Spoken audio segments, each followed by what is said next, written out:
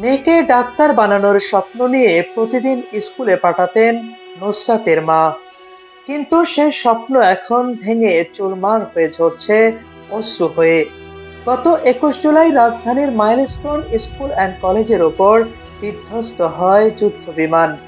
মুহূর্তে নিভে যায় নুসরাত জাহান আনিকার হাসি, থেমে যায় মায়ের বুকের ধড়ফড়।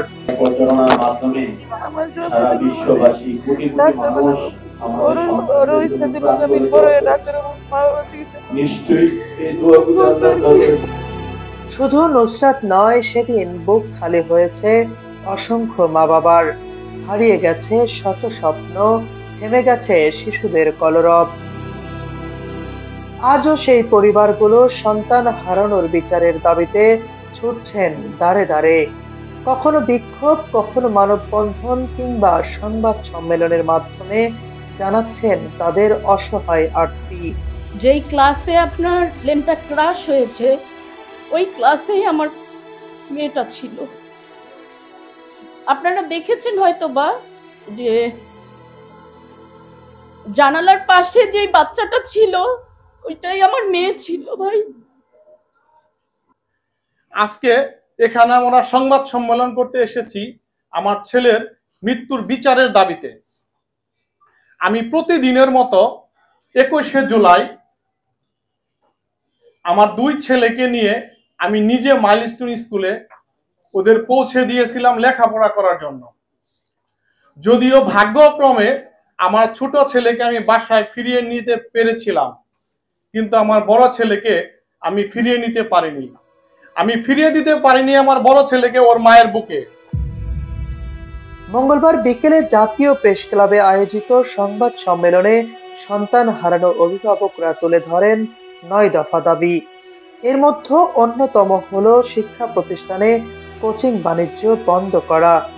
তাদের অভিযোগ, স্কুল ছুটির পর জোরপূর্বক কোচিং করানো না হলে হয়তো তাদের সন্তানদের এমন মৃত্যুর মুখে পড়তে হতো না। দফা 1, আইন অমান্য এবং নিয়ম ভঙ্গ করে কোচিং বাণিজ্যের মাধ্যমে শিশুদের মৃত্যুর মুখে ঠেলে দেওয়ার দায়ে মাইলস্টোনের বিরুদ্ধে সুষ্ঠু তদন্ত করে বিচার নিশ্চিত করতে হবে।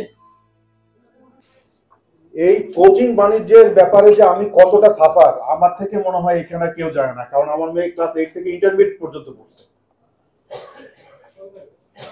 আমি কি পরিমাণ যে প্রেসারাইজ ছিলাম এখানে। আমাকে প্রতিনিয়তই মনে করেন যে ওকে কোচিং করাতে হতো। কোচিং করলে ভালো রেজাল্ট করে, কোচিং না করলে আর করে না। আজকে দেখেন এই স্কুলে ব্রিলিয়ান্ট স্টুডেন্টদেরকে প্রেসারাইজ করে কোচিং করা এমন নজির পৃথিবীতে নেই।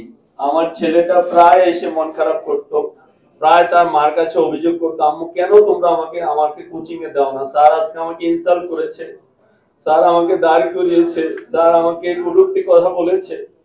আমি দিতে চাই নাই, আমার ওয়াইফ বাধ্য হয়ে আমার সন্তানকে কোচিং এ দেয়। মারিয়াম উম্মে আফিয়ার মা তানভীর আহমেদের বাবা সহ আরো অনেকে একই দাবি জানিয়েছেন। এখন তাদের চোখে শুধু অশ্রু আর বুক ভরা হাহাকার।